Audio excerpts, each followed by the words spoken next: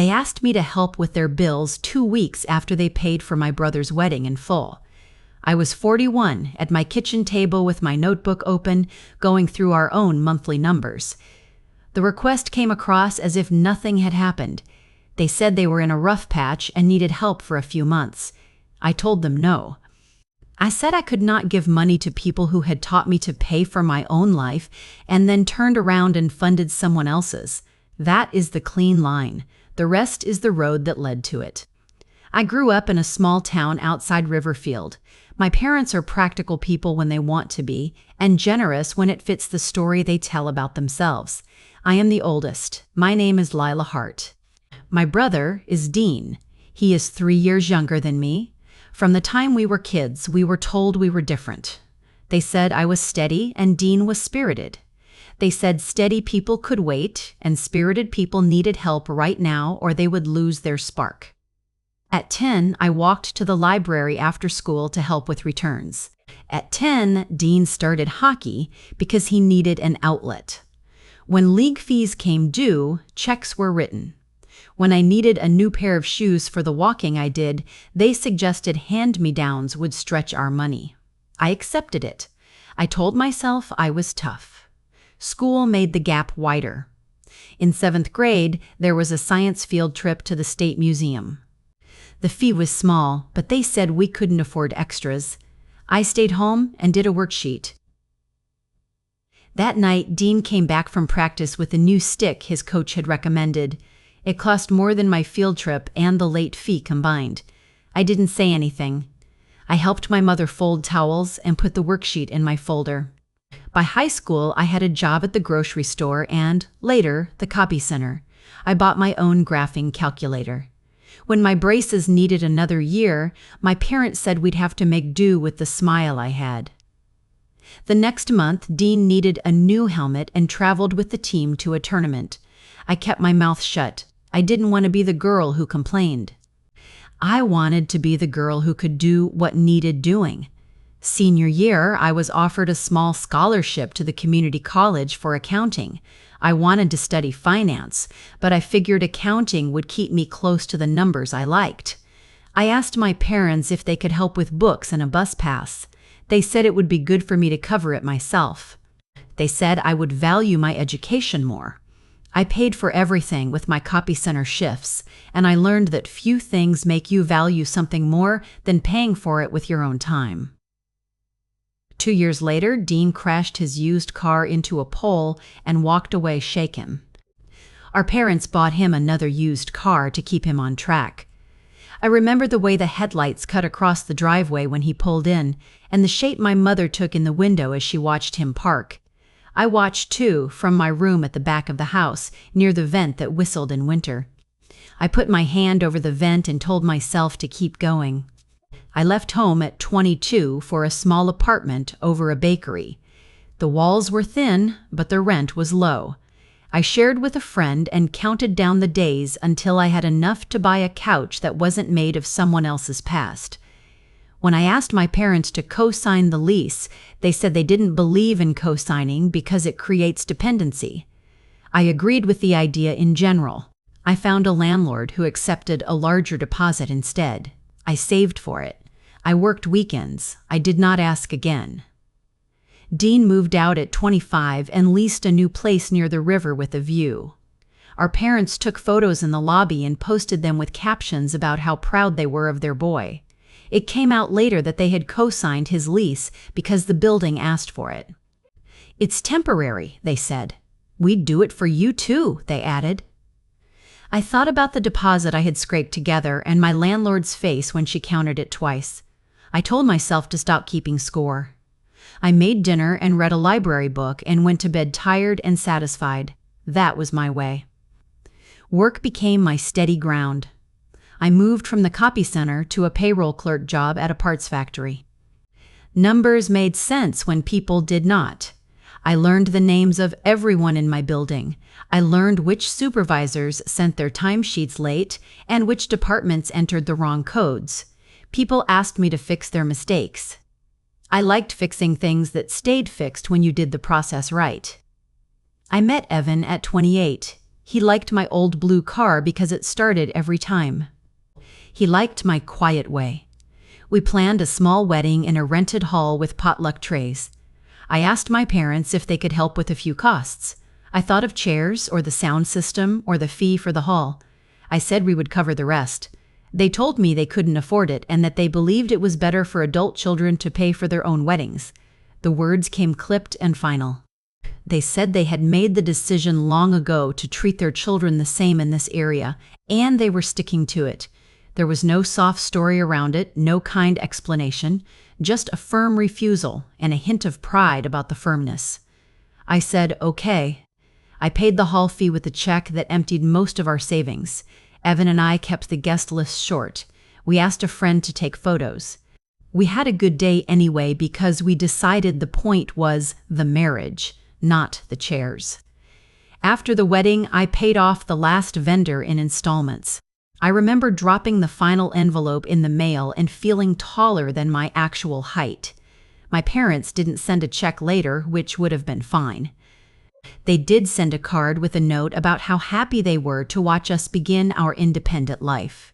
I put it in a drawer. You cannot return a sentence for store credit. You just put it where it won't get in the way. The next few years were busy. We bought a small house and replaced its roof when a storm pulled shingles like loose teeth. I got a promotion to payroll manager. Evan got laid off for a stretch when his company downsized, and we covered the gap with my salary and a little bit of savings. My parents asked for help twice during those years, and I sent money without a lecture. One time it was for property taxes. Another time it was for a water heater. I did not expect to be paid back. I considered it part of the tide of family life. The numbers went out. The numbers came back. When I handed them cash, my mother said she hated taking it. I believed her. I thought we understood each other. Dean worked in real estate.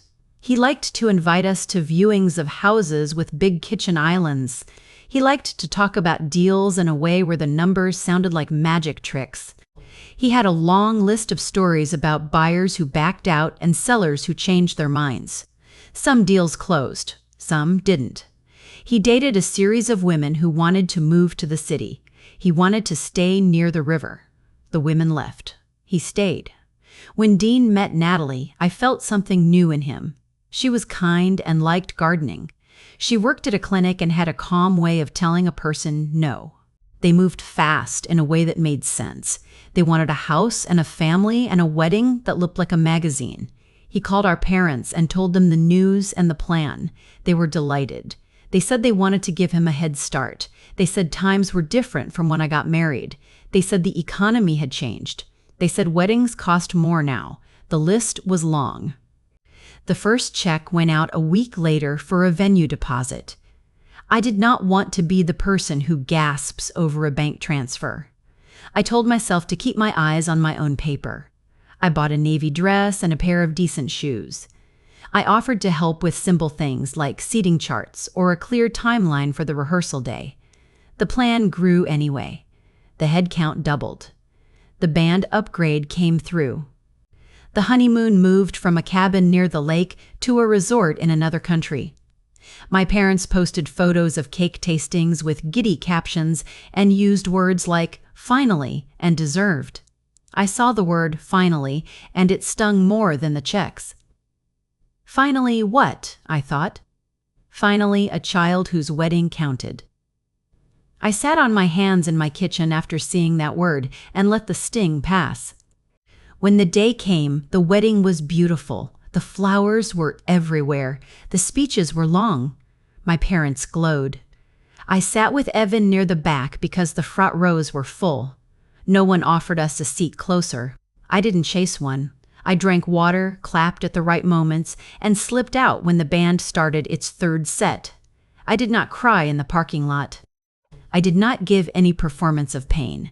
I went home and put my dress in a garment bag and paid our credit card double that month to cover travel costs. I wrote the number down in my notebook. I put a small star next to it to mark it as important. 2 weeks later, my parents called and asked if I could help with their bills for a little while. They used the word emergency. I asked what was wrong. The mortgage was fine. The car payments were fine. It was the credit cards mostly. The wedding had been bigger than planned. The honeymoon also had some extras. They thought I would understand. They said I was good with money and had a good job. They said they needed help until things leveled out. I told them no. I said I had helped when the need was a roof and a water heater. I said I would not help cover credit card charges from a wedding they had chosen to fund without limits. I said my budget had limits and my patience had limits too. The call ended without a real conversation. A few minutes later, my mother texted that I was being cold. A cousin wrote that I was overreacting. An aunt asked me to be the bigger person. Dean sent a note about how I was letting old grudges ruin family peace. I put my phone face down on the table and took a walk around the block. The pressure didn't stop. It shifted angles. My parents said they would pay me back as soon as a check cleared from a small inheritance my father thought was coming. I asked what inheritance. He said a cousin had mentioned something. I stopped asking. Dean called and explained that parents helping with weddings was standard now. He said it was normal to want to give your son a head start. He said they had wanted to do the same for me but couldn't back then, and it wasn't fair to punish them for finally being able to help. I repeated my no. It felt like lifting a heavy box. I kept my back straight. The box did not move. I decided I would not be pushed in corners.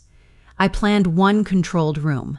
I asked them to come to my house on a Saturday for lunch so we could talk about how we were going to handle money as a family going forward. Evan cooked a simple soup. I set bread and butter on the table. I printed 3 things and put them in a slim folder. The first page was an email my parents had sent me years ago when I asked for a small contribution to our wedding. It stated that they could not help and thought it was better for adults to pay their own way. The second page was a print of the wire confirmation my mother had sent to the family thread for Dean's venue deposit. The third page was a straightforward list of expenses I had covered for them over the last 10 years. Roof, water heater, taxes, a prescription, 2 months of utilities, and a note that I had not asked to be repaid for any of it. I laid the pages on the table one at a time and read them without commentary. Then I said my part. I would not be giving them money. If they faced a true emergency, we could talk about paying a bill directly once or twice. I would not co-sign loans. I would not be their backup plan. I would not be part of paying down the wedding they had chosen to fund. I said it in an even voice. I also told them I would not be contributing to Dean's wedding costs in any form, not for the shower, not for the rehearsal dinner, not to cover an extra head table. I said I would attend the events I wanted to attend and leave the ones I didn't. I said I did not owe them any more explanation. The room was quiet. Evan set more bread on the table at the exact right time because that is a thing he does well. My parents did not accept the boundary then. They moved it. They asked if I would, at the very least, contribute to the honeymoon so that Dean and Natalie could start marriage on the right note. I said no. Dean told me I was being small. I said I was being exact. I stood and carried the bowls to the sink. When they left, my mother hugged me without her arms and said she would pray about my heart. I washed dishes and let myself be angry for an hour. Then I made a cup of tea and read a book until my shoulders came down. The story could have ended there if people had respected my line. They did not.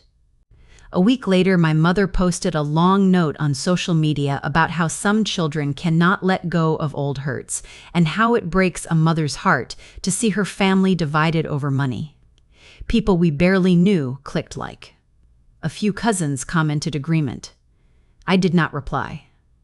I called my Aunt June, who still believes in phones, and told her I would not be defending myself in public. She said she understood. She also said she wished we'd all kept it off the internet. I agreed. Then we talked about her tomatoes for 10 minutes, which helped. New incidents kept arriving. Dean's bachelor party was bigger than planned, and he hinted that I should chip in because the siblings cover the gap. I didn't. Natalie's mother asked if I could host the day after brunch since I live closest to the venue. I said I could not. My parents sent me a bill for a rental van they had used to pick up decor because they said families should share costs. I did not pay it. At each step, I repeated the same simple sentence: I am not contributing to this wedding. I said it until the sentence became a habit that required no extra energy. The comments got meaner before they got quiet. My father told a neighbor that I was bitter. My mother told a family friend that I disliked Natalie, which wasn't true. Natalie was fine. She was marrying my brother, that was all. Someone wrote me a note suggesting therapy for jealousy. I recycled the note.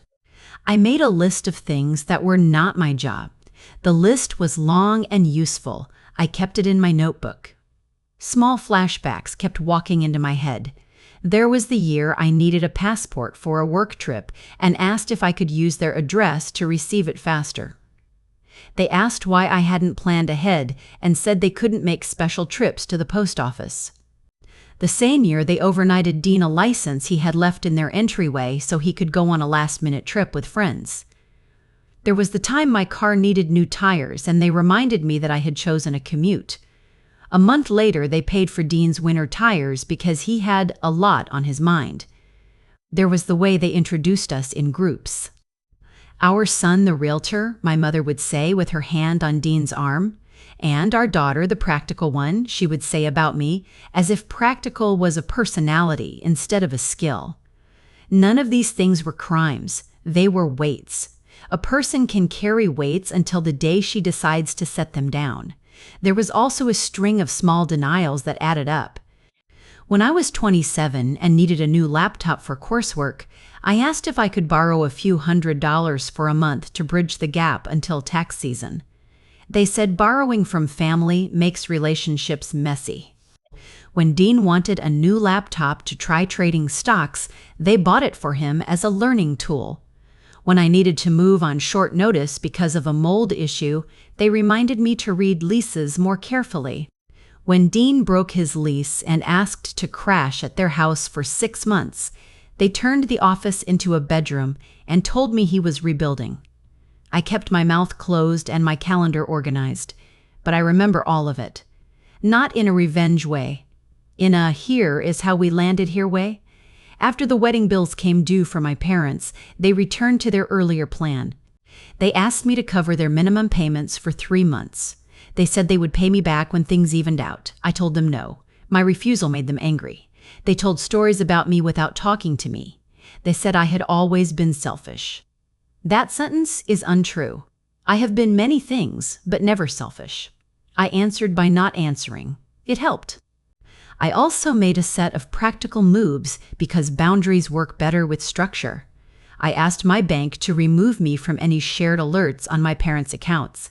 I removed my card information from services they used to send me a refund later. I blocked calls after 10 at night because late calls were rarely emergency calls. They were pressure calls. I changed my phone settings so that calls from Dean would go to voicemail. I told him to email if he had a real question. He did not. My evenings got quiet in a way I did not realize I needed. Then came the favor people expected me to do out of sisterly duty. Dean's wedding party needed transportation between the church and the venue. They asked if Evan and I could drive our 2 cars to shuttle people. They framed it as a way to be part of the celebration since we weren't taking on any other roles. I said no. I said they should hire a van. They said the van cost too much. I said that cost had to be part of their plan. People were not used to me saying no to small requests. They are small only if you ignore what they stand on. The week of the wedding, I received a group message from my parents reminding everyone to bring cash for tips and to help where you see a need. I believed in tipping. I did not believe in being drafted. I brought a card with a simple note wishing them well. I wore the dress I already owned. I took one photo with my brother because he asked, and it seemed like the right thing to do. I left before the open bar turned into a contest. I went home to my quiet house and my book and slept without waking from any bad dream. A few days later, my parents called with the bill problem. I said no. That was the moment they turned the story into a moral test. They told cousins I had abandoned them. They told the church I was ungrateful. They told anyone who would listen that I was making them suffer because I was hurt about the wedding. I did not give them a speech. I gave them space to feel whatever they wanted to feel. Then I took the harder step. I went low contact. I told them I needed a break from being the family bank and the family villain. I asked them not to contact me for a while unless someone was in the hospital. I gave them Evan's number for urgent issues. I blocked them on social media because watching their posts did not help me behave kindly. I told my Aunt June she could pass on real updates. She did. For months, I did not see my parents. For months, I did not attend family dinners. People called me stubborn. Maybe I was. It also felt like air. At work, I put my extra time into a training course that helped me automate a few of our manual processes. My boss noticed. My raise covered the increase in utilities over winter. I built a small emergency fund, then a larger one. I took a weekend trip with Evan and paid cash for a cabin by the lake. We sat on the porch and watched the water instead of checking our phones. I laughed at nothing, and it felt like practice for more laughter later. There were tests. Dean sent a message asking if he could move some boxes into our garage for a week while they reorganized after the wedding. I said no. He told me I had changed. I agreed. Well, my mother sent a text showing a credit card bill and asking if I really meant it about not helping a family in need. I did not reply. Aunt June called once to tell me that my parents had said something unkind about me to a neighbor, and it made her sad. I thanked her for telling me. I did not go knock on any doors. I kept my energy. Months later, there was a shift I did not expect. My parents sold their house and moved to a small rental closer to town. They told me after the fact. They said they had realized the house was too big and the bills were too high. The message was simple. It did not include any apology. It did not include any request. It felt like the first truly adult move they had made in a long time. I answered and thanked them for the update. I asked if they needed help carrying boxes on moving day. They said they had hired movers. I sent a 2-line reply wishing them an easy day. That was it. Later in the summer, my mother dropped off a box at my front door with a note.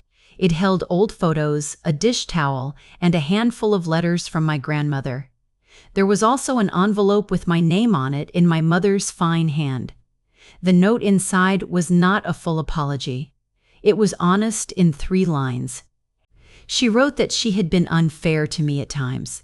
She wrote that she had thought she was doing right by giving Dean help she had wanted to give me when I was younger. She wrote that she understood now that money can be love or can be fuel for a bad fire, and that she was trying to tell the difference. I sat at the table and read the note 3 times. I didn't cry. I didn't call. I didn't call. I put the note in my notebook. My parents did hit another rough patch in the fall. Their car needed work. They did not call me. I found out through June.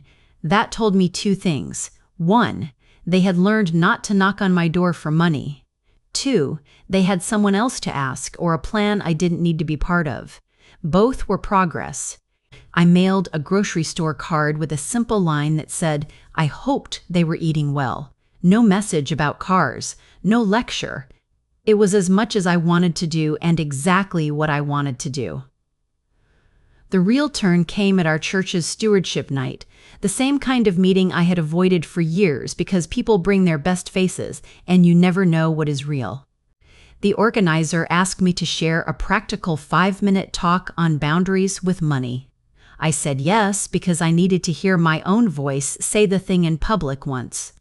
I stood at a microphone in a room with bad coffee and good people and said a few simple lines. I said you should decide your rules before the next ask comes. I said paying vendors directly is better than handing over cash. I said it is fine to help once and say no to the 2nd and 3rd requests. I said it is not cruel to step away from being used. The room was quiet in the way that means people understand.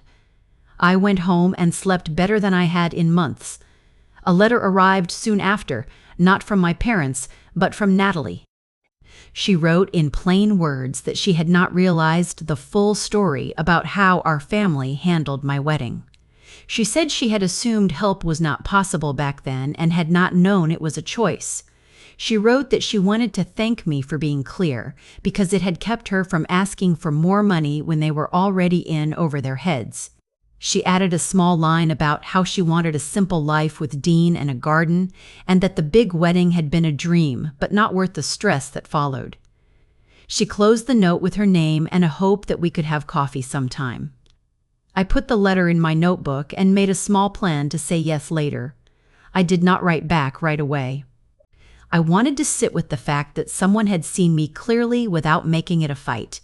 I didn't cut off the family all at once. I trimmed and trimmed until what remained was not rotten. I still went to birthdays for the children. I still sent a card on their anniversary because the date was on my calendar. I did not do holidays when the room felt charged. I did not do dinners where the price of admission seemed to be a check. I kept my answers short and fair. I didn't justify, I didn't gossip. When a cousin asked me if I had forgiven them, I said I had forgiven what was mine, to forgive, and left the rest alone. The final stroke, if anyone needs one to point to, came one winter morning when my parents sent a group message to me and Dean asking for help catching up on their balances again. It was the old pattern, the one I knew well. The tone was light to start and would have gotten heavier as the day went on. I didn't wait. I wrote back a short note saying I wasn't able to give or lend money and that I hoped they would call the credit union to talk about options. Dean sent a long reply using the same lines I had heard many times. He said, "We only have one set of parents." He said they had done so much for us. He said I was stubborn. I didn't engage. I left the thread. I turned off my phone. I walked with Evan to the diner on the corner and ate breakfast with my full attention. When I turned my phone back on hours later, there was less in the world than there had been. It felt good. Less can be good. A month after that, my parents sold their golf club membership. They canceled the cable package with the sports add-on that cost too much. They started going to the community center instead of the club. My mother told June she had never realized how many free things there were to do in town. I smiled when I heard it. You can love people and still smile when they finally meet the ordinary life you have been living all along. Life got calm. I adjusted the rest of my routines. I added a line to my budget for small ways I wanted to be generous because I do like giving when it means something. I bought a few extra coats when the shelter asked. I paid for a class for a teenager I knew from church who wanted to learn QuickBooks. I brought bread to a neighbor who was recovering from surgery. I told no one outside of the person I was helping. None of it was a performance. It was a use of resources that did not make me angry. I will not say I never felt bitter. Some days I thought about the word finally under the photo of Dean's cake and my jaw tightened. Some nights I looked at my own wedding photo and remembered the way my parents had refused us in a harsh voice, as if the refusal made them righteous. The feeling rose and fell. When it rose, I did something practical. I filed papers. I balanced a column. I cleaned out a drawer. I do not have a cure for resentment beyond work and time. Both help. In the spring, I ran into my parents at the farmer's market. They were buying lettuce. We stood and talked about the weather and the strawberries. No one brought up money. My mother asked if I would like a head of lettuce from their bag, which made no sense because it was their food and I had my own. I said I was fine. She said they were learning to plan meals better. My father said the new place felt easier to manage. I said I was glad. We parted like neighbors who were polite and kept moving. That was enough. I did have coffee with Natalie one afternoon. We sat in a small shop with simple mugs and no music. She said marriage had already changed them in ways she did not expect. She said they had downsized the honeymoon in their heads after it was over because the debt did not feel good. She said she had not realized how much pressure Dean had felt to make his parents happy. I listened. I told her I had my own pressure, different but also heavy. I did not apologize for my boundaries. I did not ask her for one. We talked about herbs for her balcony. She told me she had planted basil and it had died twice. I told her to try again in a bigger pot. I left feeling light. There are small places where new things grow. That is true even in families like mine. Time has passed. Our lives are quieter. I do not lend money to my parents. I do not join group chats that feel like scripts. I show up where I want to show up. I go home when I want to go home. When people ask me how I handled the wedding situation, I say I didn't handle the wedding. I handled my wallet. I handled my time. I kept one promise to myself. I would not pay for stories that hurt me. Some family members still call me cold. Others call me strong, as if it is a compliment that makes the old hurt worth it. Neither label is the point. The point is that I have a life that fits my size. I take walks. I do my job well. I eat breakfast with my husband at the diner on Saturdays. I keep a folder in my desk with 3 pages in it: the old email, the wire confirmation, and the list of the help I gave. I do not look at the folder often. It is there to remind me that I did not imagine the pattern. It helps me be kind without surrendering. It keeps me from making excuses on their behalf when the old stories tap my shoulder. If you grew up like I did, you already know how this ends. The people who saw the pattern changed their own budgets. The people who didn't see it would not change if I wrote a book about it. I stopped writing for them. I write lists for myself. I water the plants. I send a check to the school's breakfast program every fall.